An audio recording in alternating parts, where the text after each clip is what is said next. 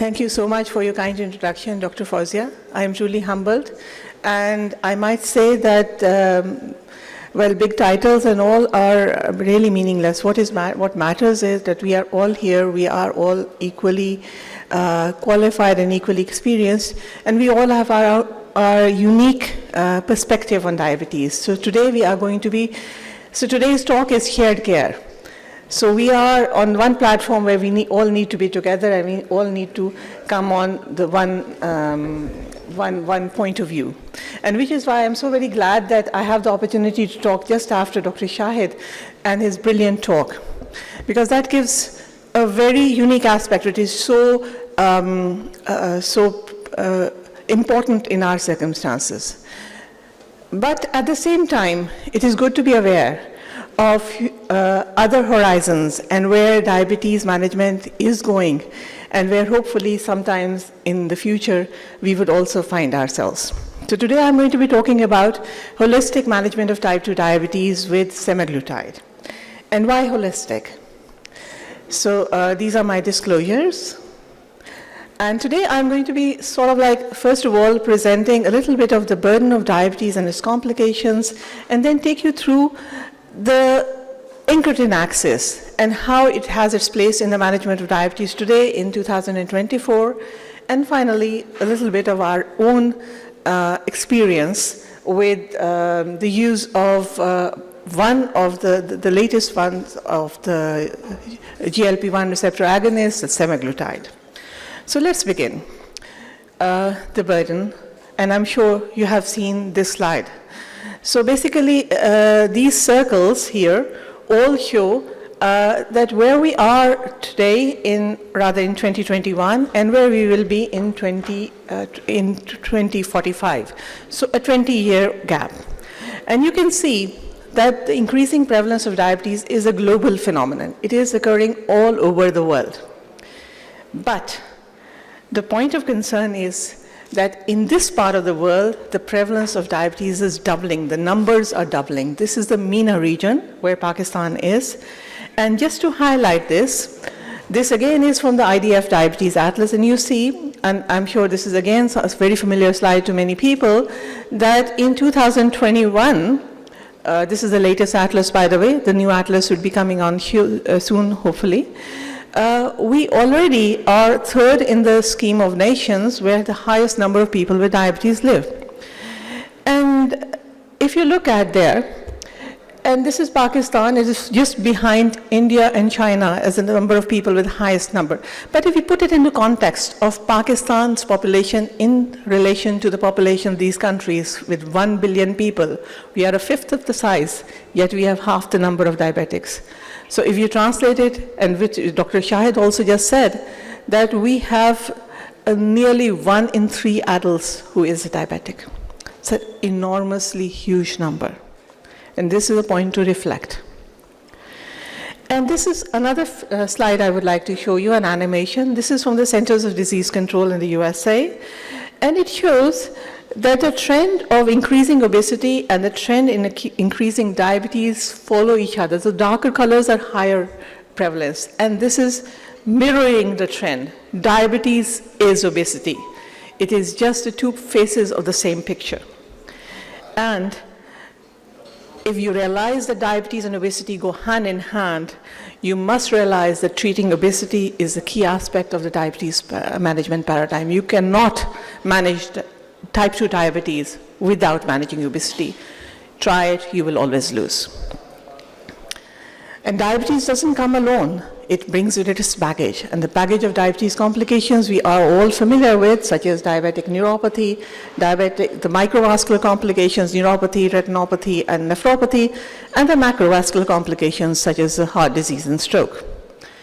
And the third baggage which diabetes brings along is the baggage of comorbidities. So diabetes along with hypertension and dyslipidemia, and nearly 2/3 of people with diabetes have hypertension and dyslipidemia. And virtually every one of patients with type 2 diabetes is an obese person. So these comorbidities are what basically make the need for a holistic management. You cannot just manage glycemic control. You cannot just manage one. You have to look at the whole picture. And the good thing is that it is doable. And the UKPDS showed that if you lower the HbA1c of just 1 percentage point, however you do it, 1 percentage point reduction will lead to a 40% reduction in microvascular and about 15% reduction in the macrovascular complications, and 20% reduction in all-cause deaths. This is a huge number.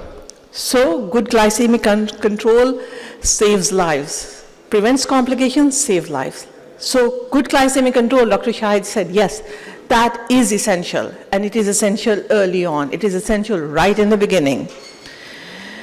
So we need effective drugs to achieve that. So a show of hands, how many of your diabetic patients have good glycemic control? And by that I mean that year on year they have a hemoglobin A1c of less than 7. Just show of hands. Unfortunately, I don't even have that. I can't raise that hand either, because it doesn't happen. With the current drugs in our arsenal, this is not achievable. This is not done. We need to find a stronger, a better way to control, because we simply cannot have, leave it to a chance and only rue the day once we have the complications. So the journey of diabetes drug discovery began 100 years ago, and over the 100 years, we've had so many drugs which have come up. We've had the biconides, we have the sulfonylureas, the insulins, the variety of insulins, and the latest in the category are the incretin-based drugs. The question arises that have we, with this arsenal, been able to achieve that magic number of less than 7? And the answer is no. So clearly, when something doesn't work, you have to go on and look for more solutions, further evidence, and find something which does work. So now's the time for incretin-based therapies. And what are incretins? And again, this is a familiar concept for many people. So these are gut hormones, which basically produce what we call the prandial insulin response, the insulin response which occurs after a meal. And just to illustrate, and GLP-1 and GIP are the two endogenous incretins which we have, and physiologically in the body, it works not just at the level of the pancreas to produce an increased insulin release, it suppresses the glucagon production, which basically suppresses hepatic gluconeogenesis. But beyond that, and here we are talking about weight management, it also acts at other places, such as the brain, to decrease the appetites and to suppress the appetite, and at the level of the stomach, to increase the satiety. So together, all this comes up and makes a holistic solution where you have management of diabetes at the same time as the management of obesity. So what is the incretin effect? And this figure very dramatically illustrates that. If you see here that the blue line on top shows the insulin response, which is additional beyond the insulin response which would normally be. This additional response is entirely due to the GLP-1, what we call the incretin effect.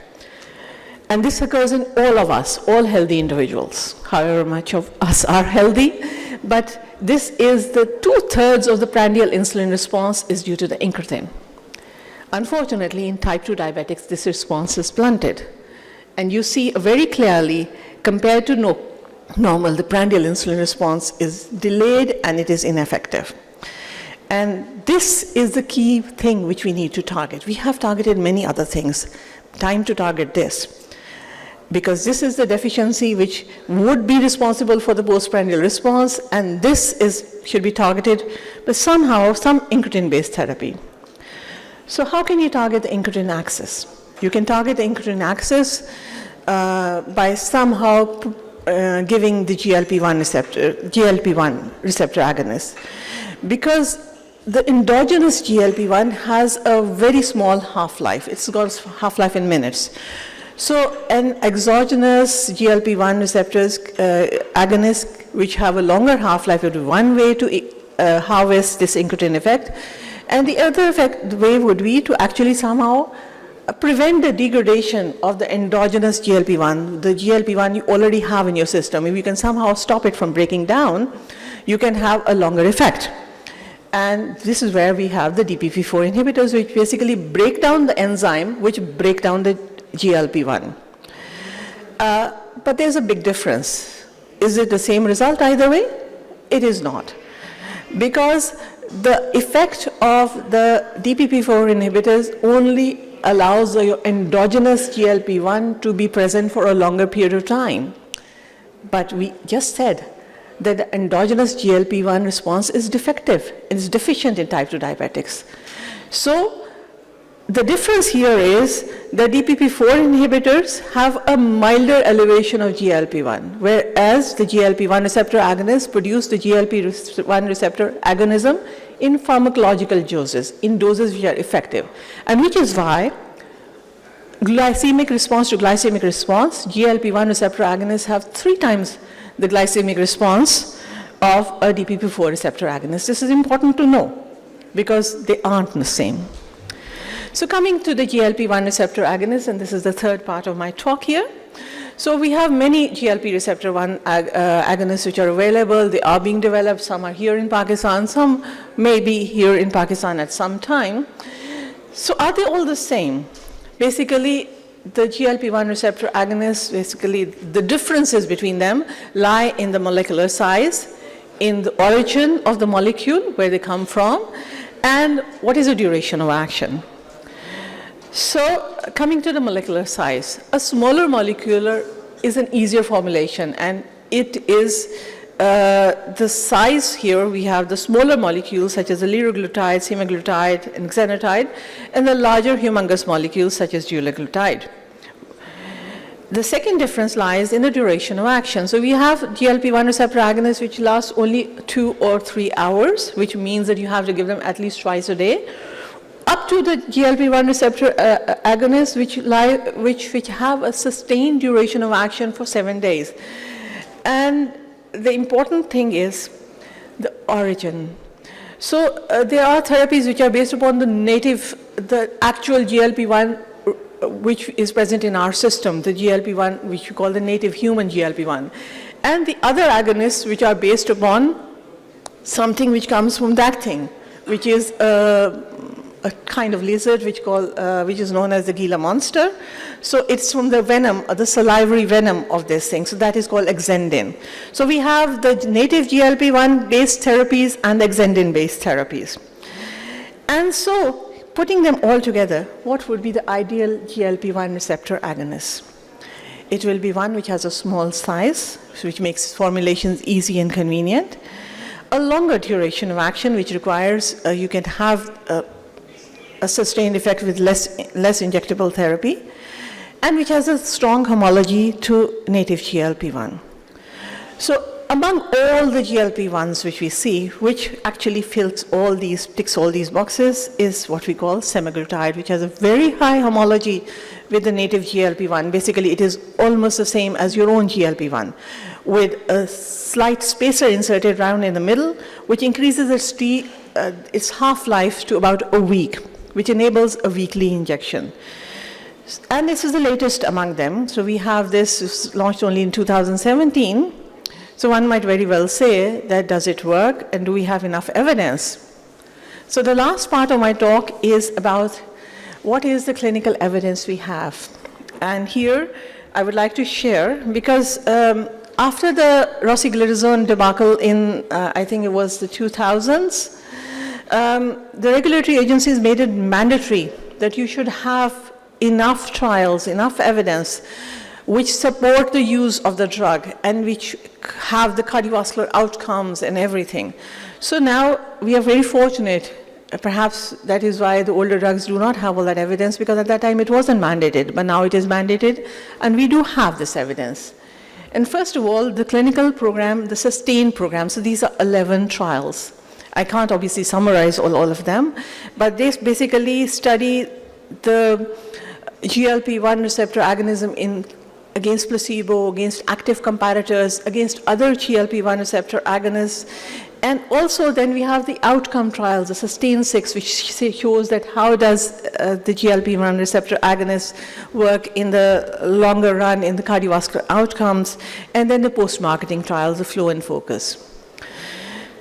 Summarizing, so because we have so many of them, I'll just show you that GLP-1 receptor agonism has the highest, since semaglutide has up to nearly a 2% reduction in HbA1c. That is very, very potent. If you compare it with DPP-4 inhibitors of about 0.5 or 0.6, this is really, really very impressive. And more importantly, that this is achieved without either going into hypoglycemia or causing weight gain. So this target was achieved in nearly 2/3 of the patients in a very safe and effective way. And then what about the outcomes trial? So the SUSTAIN-6 was an outcome trial, and this outcome trial basically has like it's powered to detect differences, and there was nearly 3,500 people on it. And the outcome was that on patients who are on this drug compared to placebo, what is their time to progression to CV death or myocardial infarction or stroke? And the results were very impressive. And you're seeing that this is a placebo, which is basically doing nothing at all. And you see that the first occurrence of MACE in this 2-year-long follow-up was very clearly reduced in patients who are in semaglutide. The lower line compared to the upper line, which is placebo, it is a 26% reduction in MACE. It's a very impressive thing. And if you look at the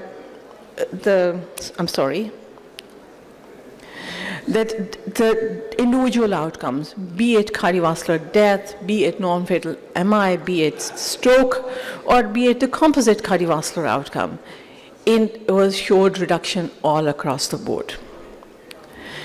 So, finally, where do the guidelines stand on it? And I have here for you the ADA 2024 algorithm, which basically focuses a multifactorial, a holistic approach, focusing on the diabetes complications, management of blood pressure, lipid, and glycemic, everything at the same time. And this ADA algorithm, so it is a bit too complicated and long to be discussed, but briefly, it recommends GLP-1 receptor agonism as a first line in patients who have high ASCVD risk. And in those, along with SGLT2, and basically it suggests that if one doesn't work, you ought to add on the second. It promotes it as the safest drug in kidney failure. It promotes it as a first line where glycemic outcomes have not been achieved, and the first line where weight outcomes are not achieved. So across the board, the ADA in 2024, you can say it's the West, but it's good to know what the West is doing, because hopefully at some time, when our country turns its path around, we will also be able to find these. So across the board, it is recommending GLP-1 receptor agonism as first line. What about people who are on insulin?